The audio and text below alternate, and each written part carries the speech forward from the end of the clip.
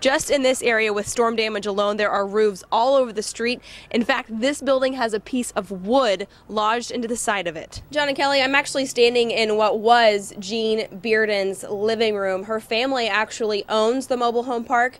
She's lived here for 58 years. After the storm passed, she came out to find just an absolute mess. Her ceiling had caved in. There's still sheetrock and just trash everywhere. Her roof top was just ripped off, leaving a huge hole in the ceiling.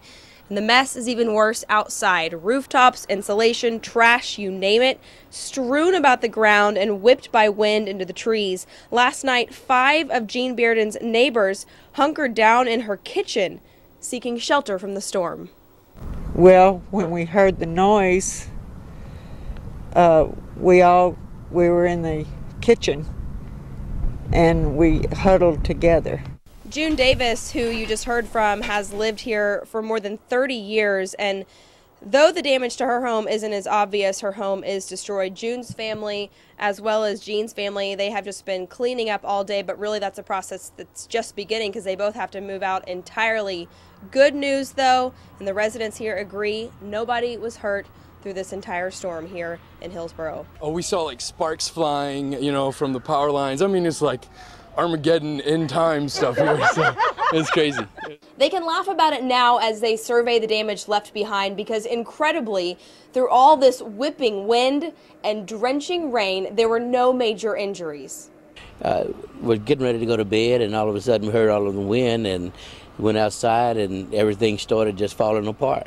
Most of the damage left behind is scattered throughout downtown Waco. Drivers forced to navigate through intersections on their own as streetlights were out, along with power across the area. We had to go through a few trees to get here and move them out of the road, but once we arrived here, we found this mess out here.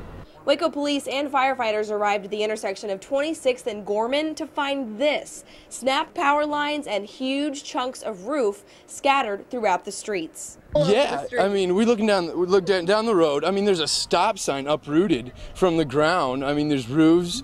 Just in this area with storm damage alone, there are roofs all over the street. In fact, this building has a piece of wood lodged into the side of it. Well, it took a portion of the backyard fence out, big metal gates. Neighbor lost all of his chimney, so it was pretty tough.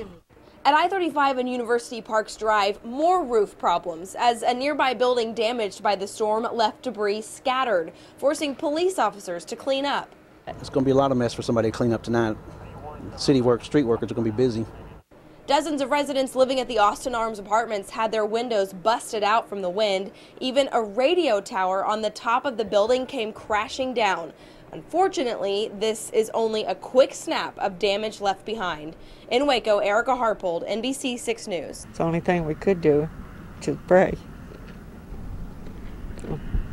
It still hasn't sunk in for June Davis after a storm passed through late Tuesday night, destroying the home she's lived in for more than 30 years.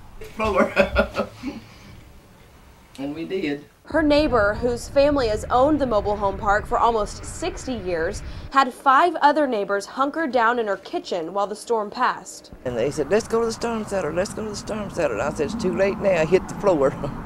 I mean, it's just a loud boom and the house was shaking. When we heard the noise, we were in the kitchen and we huddled together. And then it hit. Once it passed, the huge mess left behind was incredible. Bearden's ceiling caved in and her roof blew off, leaving gaping holes in her ceiling and piles of debris in her backyard. Really, it happened so fast we didn't know what was going on. I mean, it was just here and gone.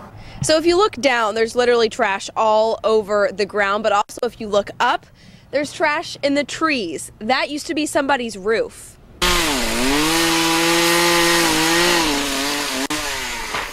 Family members and friends pitched in to clean up. This man chopped up a tree uprooted by wind.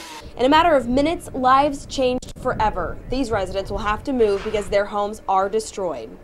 We lived through it, so that's the main thing. Despite all the damage, residents were amazed no one was hurt. In Hillsboro, Erica Harpold, NBC 6 News.